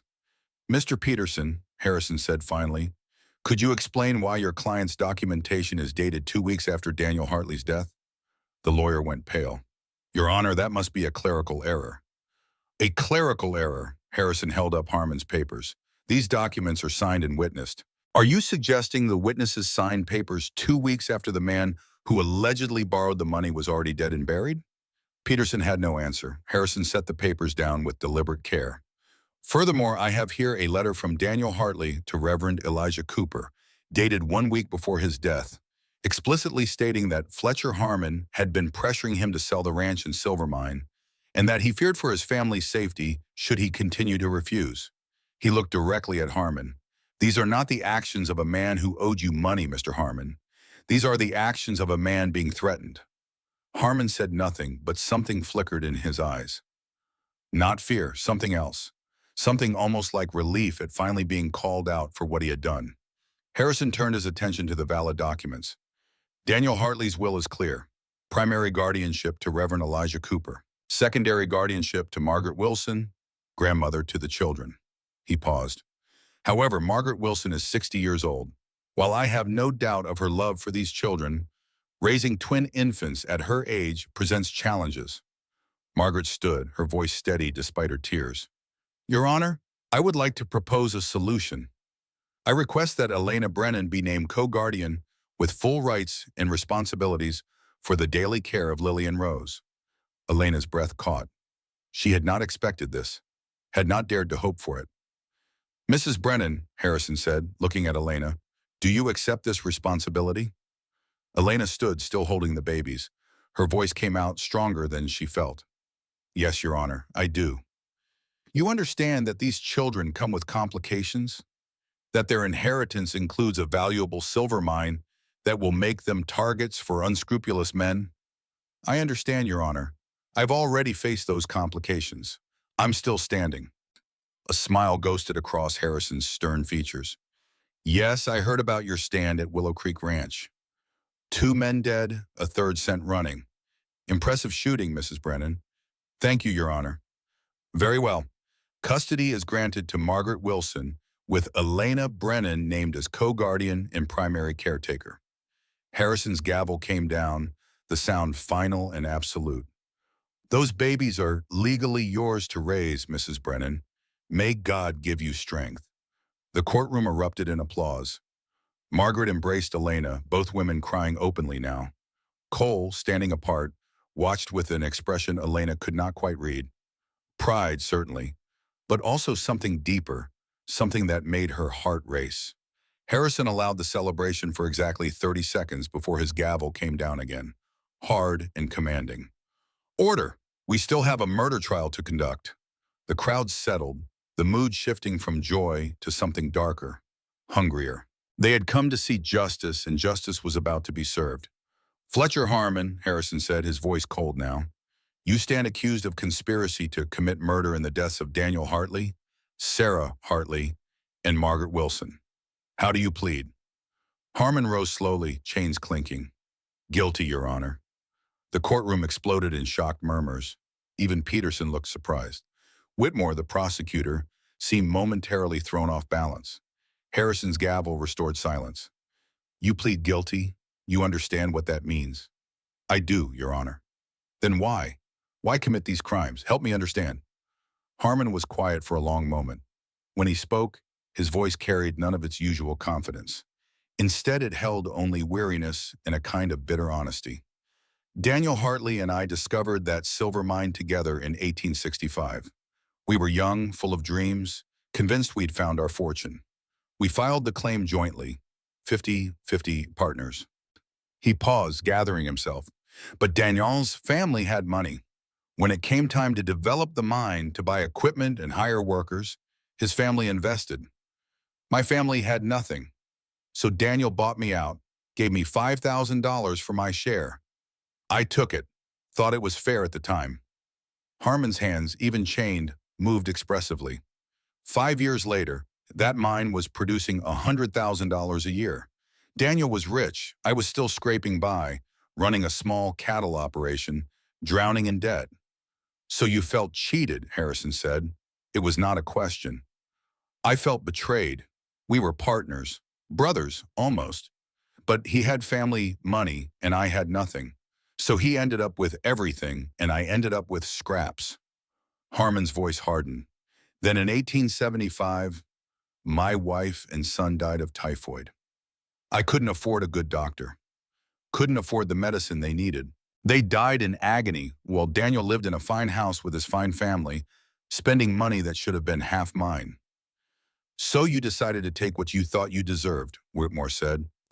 I decided to reclaim what was stolen from me. Harmon met Harrison's eyes. I didn't order Daniel killed. I swear that on my dead wife's grave. I told Quinn to scare him, to force him to sign papers selling the mine back to me at the original price. $5,000 for a mine worth millions. I thought it was poetic. But Quinn exceeded his orders, Harrison said. Quinn did what Quinn always does. He went too far. Harmon's face twisted with something that might have been genuine regret. When I heard they were all dead, Daniel and Sarah and Margaret, I knew I'd made a terrible mistake. But by then it was too late. I couldn't undo it.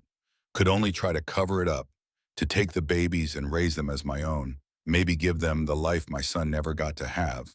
The courtroom was silent as a grave. Elena felt tears on her cheeks, though whether they were for Harmon's lost family or Daniel's, or for the broken man who had let grief twist him into a murderer, she could not say. Your confession is noted, Harrison said. But understand this, Mr. Harmon. Whatever your grievances, however legitimate your pain, you commissioned violence that resulted in 3 deaths. The law cannot excuse that, will not excuse that. I know, Your Honor. Do you have anything else to say? Harmon turned, looked directly at Cole. I'm sorry. To you, Caleb Stone. You tried to do right, and I tried to destroy you for it. That was wrong. Then he looked at Elena and the babies. And to you, Mrs. Brennan, those babies are lucky to have you. Raise them well. Raise them to be better than I was. Harrison let the words settle. Then, Fletcher Harmon, this court finds you guilty of conspiracy to commit murder, fraud, and attempted kidnapping. You will be hanged by the neck until dead, sentenced to be carried out in 1 week's time. May God have mercy on your soul. The gavel came down. This time there was no applause, no celebration. Only a heavy silence as a broken man was led away in chains to await his execution. Elena watched him go and felt no satisfaction, only a profound sadness for all the ways grief and anger could poison a human heart. After the trial, they gathered at Cooper's church, a small building that smelled of old wood and candle wax. Margaret made tea while Cooper fussed over the twins, making faces that delighted Lily and confused Rose. Cole sat apart, staring into the fire, lost in thoughts he did not share. Elena found him there an hour later. She sat beside him, close enough that their shoulders touched, and waited for him to speak. I keep thinking about Harmon, Cole said finally, about how he started, a good man who lost everything and let it turn him into something evil. You're not like him, Elena said firmly. Aren't I? I was Kincaid for 5 years, did terrible things, hurt people who never deserved it. He turned to look at her. The only difference between Harmon and me is that someone gave me a chance to be better. Daniel gave me that chance, and I took it. That's not the only difference. Harmon chose to blame others for his pain, chose to take from innocent people. You chose to protect innocent people. That matters. Cole was quiet, absorbing this. Then what happens now with us? That depends. On what? On whether you meant what you said at the Hartley Ranch, about staying, about building something together. Cole reached into his pocket, pulled out a folded paper. Before the trial, I spoke with Judge Harrison, asked him about my situation. The Kincaid charges, the warrants in 3 territories. Elena's heart clenched. And? He said given my testimony, my role in bringing Harmon to justice, and Reverend Cooper's character witness, he would recommend a full pardon. All charges dismissed. Cole, that's wonderful. Harrison sent the recommendation by telegraph yesterday. Got a response this morning. Cole unfolded the paper with shaking hands. The territorial governor signed it. I'm free, Elena. Truly free. No more running. No more looking over my shoulder. Just free. He looked at her, and she saw tears streaming down his weathered cheeks. 13 years. 13 years of being hunted, and it's over. Just like that. Elena took his hand, felt the calluses from rope and leather, the strength built through years of honest work. So I'll ask again, what happens now? I'd like to help you rebuild Willow Creek. I'm a good cowboy, a fair hand with horses, and I know my way around a ranch. He paused, gathering courage. And I'd like to court you proper, not as a fugitive or a stranger, but as a free man with a future. Elena felt warmth spread through her chest, melting ice she had carried for 4 years. I'd like that, very much. They sat together in comfortable silence as the fire burned low and the future spread before them, uncertain but no longer frightening. Somewhere in the church, a baby laughed, the sound pure and perfect and full of hope. 1 week later, they stood in a cold field outside Copper Springs as Fletcher Harmon mounted the scaffold. The condemned man wore clean clothes and carried himself with dignity. He had made his peace, or as much peace as any man could make, before meeting his maker. Elena and Cole did not attend. They were at Willow Creek Ranch, already beginning repairs. But Jacob was there, bearing witness as he had borne witness to so much in his long life. He would tell them later that Harmon's last words were simple. Tell my brother I'm sorry. The marshal had asked what brother. Harmon had no siblings, no family left alive. But Jacob understood. In his final moment, Harmon had recognized that every man was someone's brother, someone's son, someone's father. That the web of humanity connected them all, and violence against one was violence against all. 6 months passed. Summer came to Wyoming, bringing warmth and green grass and the sound of cattle lowing in contentment. Willow Creek Ranch had been rebuilt, expanded. New corrals held horses Cole was training for sale. The barn had been repaired, strengthened, made ready for the winter that would inevitably come again. In the main cabin, now larger than before, Elena stood at the stove making dinner. Her belly swelled with 6 months of pregnancy, the child within healthy and strong. She had stopped being afraid that she would lose this baby. Cole's gentleness, his constant care, had convinced her that not all men were like Thomas, that some men could be trusted with fragile things. Outside, she could hear him working with a yearling colt, his voice patient and steady as he taught the young horse to accept a saddle. Cole had a gift with animals, a way of communicating without force that made even the most spirited horse eventually trust him. Lily and Rose, 14 months old now, played on a blanket near the fireplace. They were walking, getting into everything, chattering to each other in their twin language that no adult could quite decipher. Rose had discovered the Baum, a cattle dog Cole had brought home 3 months ago, and spent hours pulling its tail while it bore the abuse with patient good humor. Lily preferred the chickens, chasing them around the yard with shrieks of laughter until Elena or Margaret had to intervene. Margaret had moved into a small cabin on the property, close enough to help with the babies, but far enough to give Elena and Cole privacy. The older woman had bloomed in the mountain air, her grief over Sarah's death easing as she watched the twins grow strong and happy. The sound of hoofbeats drew Elena to the window. A rider approached, and as he drew closer, she recognized Silas Quinn. He visited once a month, always bringing news from Copper Springs and beyond, always spending an hour playing with the twins who seemed to delight in his quiet presence. Cole emerged from the corral, wiping sweat from his brow, and greeted Quinn with a handshake that had become a brief embrace. The two men talked for a moment, then walked toward the cabin together. "Mrs. Brennan," Quinn said, removing his hat as he entered. "You're looking well." "Thank you, Silas. Coffee?" "Please." They sat around the table, the twins immediately climbing on Quinn's lap, demanding his attention. He produced candy from his pocket, making them squeal with delight. "How's Mary?" Elena asked, pouring coffee. "Growing like a weed. Smart as a whip, too. The school teacher says she's reading at a level 2 years above her age." Quinn's pride was evident. "You're doing, partly. That money you sent for her education? It made a difference." "It was the least we could do," Cole said. "You saved our lives." "You saved mine first. 13 years ago, when you showed me there was another way to live." Quinn sipped his coffee. "I got word from the territorial marshal. They want to offer me a permanent position. Deputy marshal based in Copper Springs." "That's wonderful," Elena said.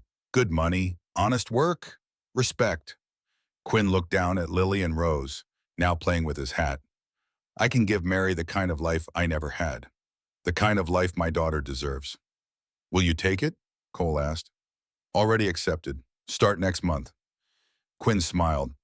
"Thought I might need a good horse for the job. Know anyone who trains them?" Cole grinned and, "Might know a guy." They talked through the afternoon, three people bound by shared trauma and shared redemption. When Quinn finally left, he hugged them both, held the twins one last time, and rode away towards a future that held promise instead of just survival. As summer turned to autumn, as Elena's belly grew larger and the first leaves began to turn, they received another visitor.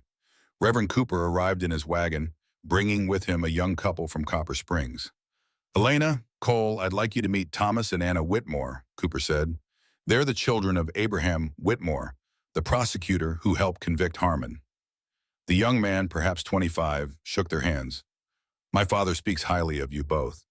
Says you're good people doing right by those babies." "We try," Elena said, curious about this visit. "We're getting married next month," Anna said, her eyes bright with excitement. "And Father suggested we ask you something." "Ask away," Cole said. Thomas cleared his throat, suddenly nervous. "We'd like to be married here, on your ranch. Father says this place represents new beginnings, second chances, the kind of future we want to build together." Elena felt tears prick her eyes. "We'd be honored." The wedding took place on a perfect October day, the aspen trees golden against a sky so blue it hurt to look at. 20 guests gathered in front of the rebuilt barn, and Reverend Cooper performed the ceremony with his usual grave dignity. Elena stood beside Cole, one hand resting on her swollen belly, the other holding his. Lily and Rose sat with Margaret, surprisingly quiet for once, as if they understood the solemnity of the occasion. And as Thomas and Anna exchanged vows, promising to love and honor through all the days of their lives, Elena felt Cole squeeze her hand gently. "Soon," he whispered. "That'll be us." Elena looked up at him, this man who had ridden into her life on a winter night, wounded and desperate and clutching two babies who were not his own.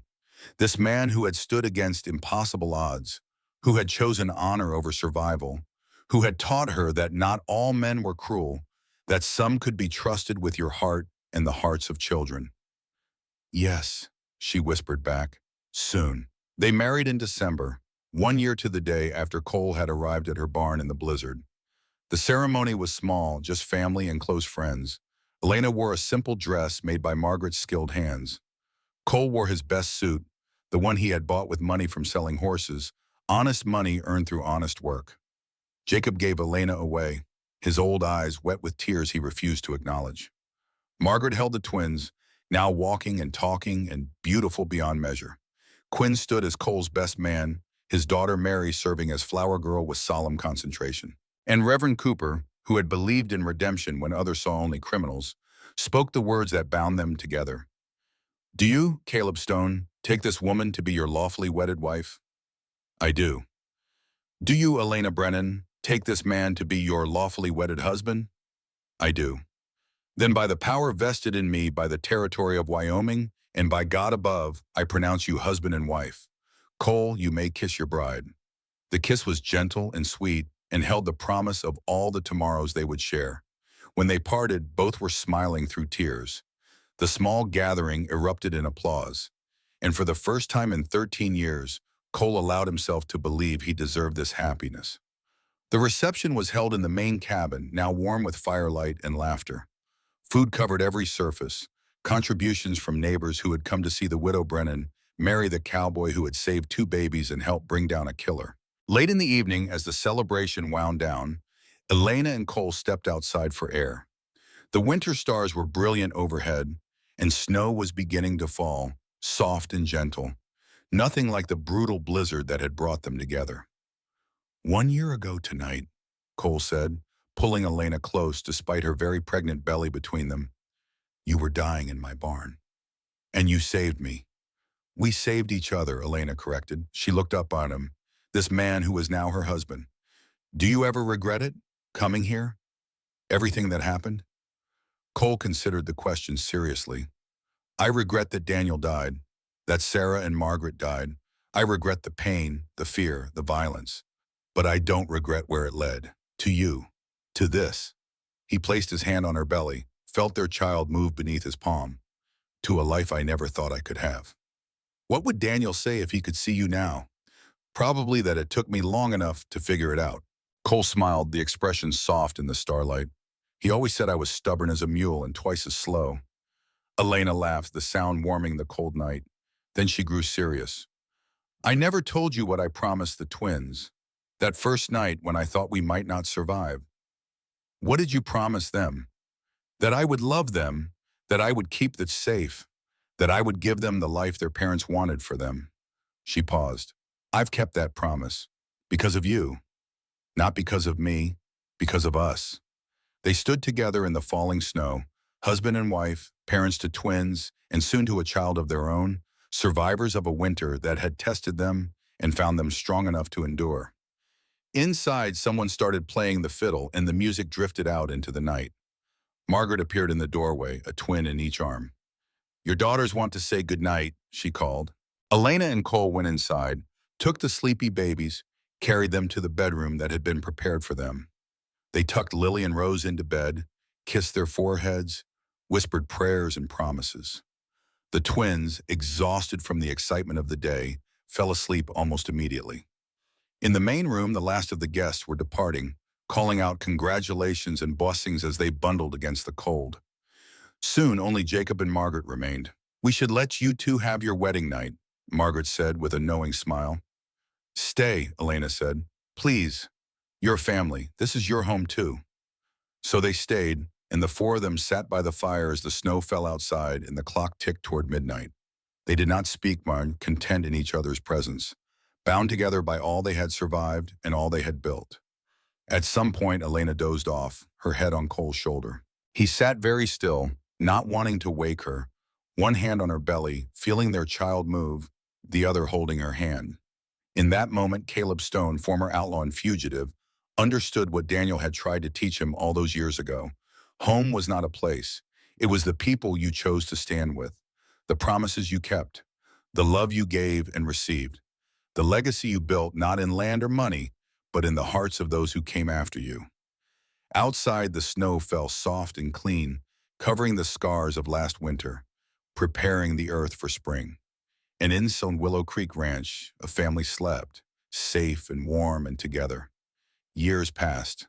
The ranch grew prosperous under Cole's management and Elena's business sense. The twins grew into beautiful young women, intelligent and kind, carrying their parents' legacy with grace. The child Elena had been carrying, a boy they named Daniel, grew strong and tall, learning the cowboy trade from his father and the ranch business from his mother. Quinn became marshal, cleaning up corruption across 3 territories. He married a school teacher and gave Mary 3 siblings. The family visited Willow Creek often, their children playing with the Stone children, creating friendships that would last lifetimes. Margaret lived to see her 80th year, passing peacefully in her sleep in 1898 with Lily and Rose, then 20 years old, holding her hands.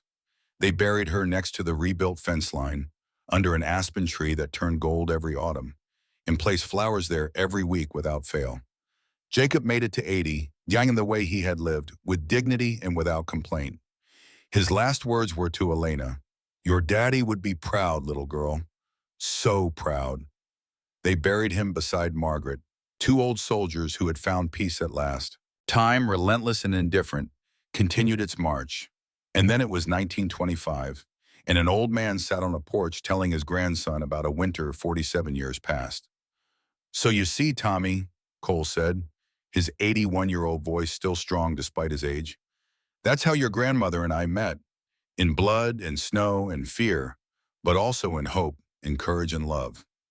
Tommy, 12 years old and wide-eyed with wonder, processed the story.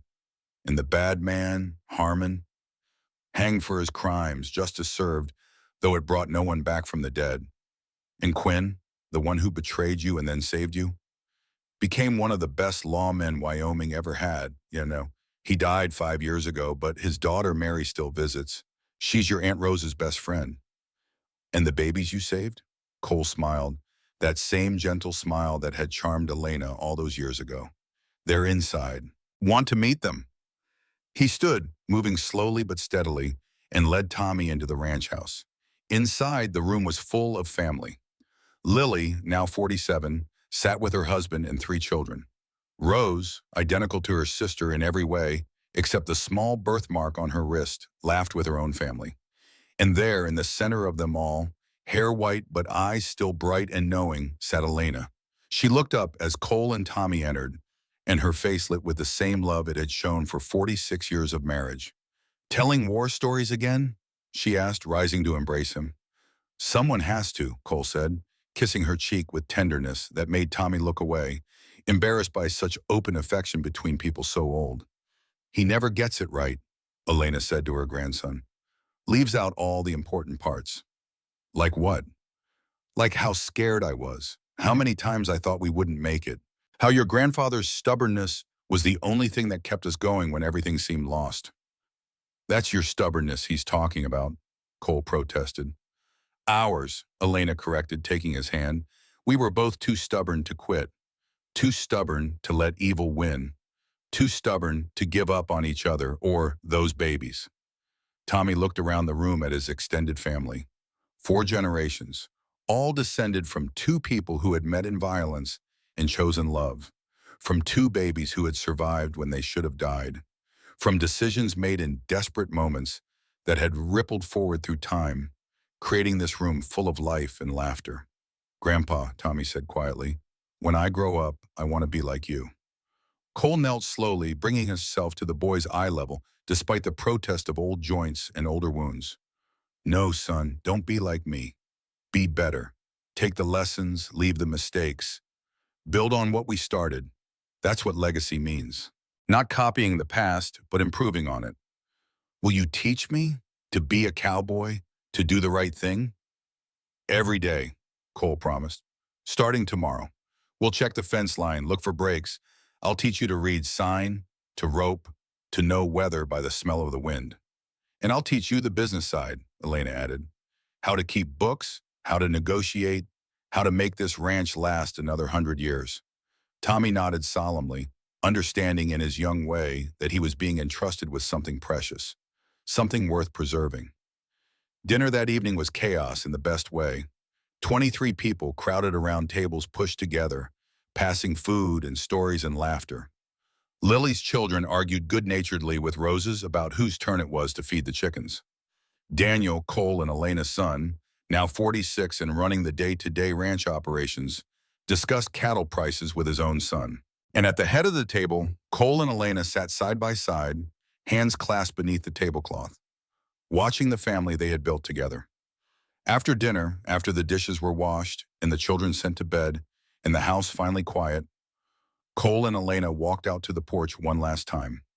The same porch where this story had begun hours ago, where Cole had told Tommy about a winter that had changed everything. The stars were out, brilliant and cold and eternal.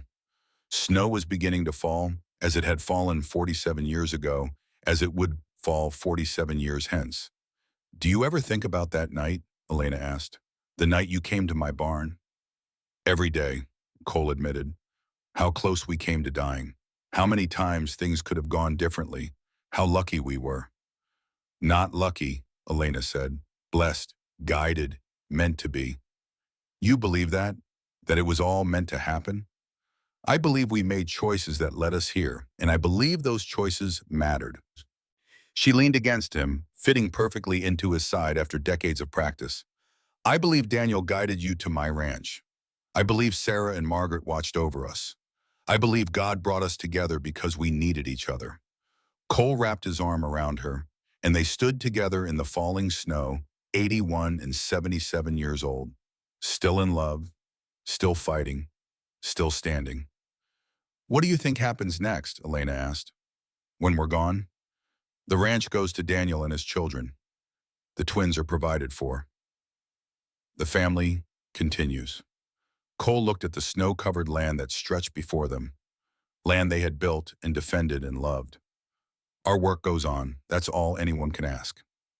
"I want them to remember," Elena said. "I want them to know what we fought for, what we sacrificed, what we built.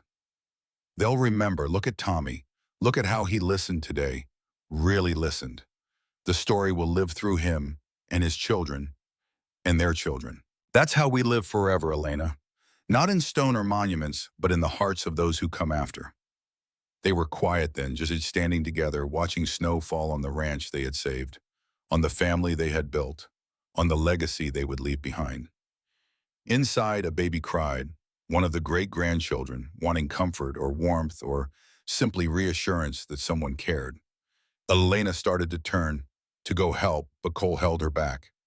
"Let the young ones handle it," he said gently. "They need to learn. We've earned our rest."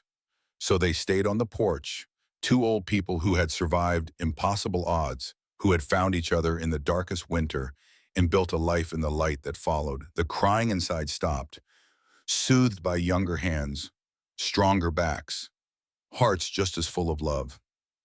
"Cole," Elena said softly, "I want you to know something." "What's that?"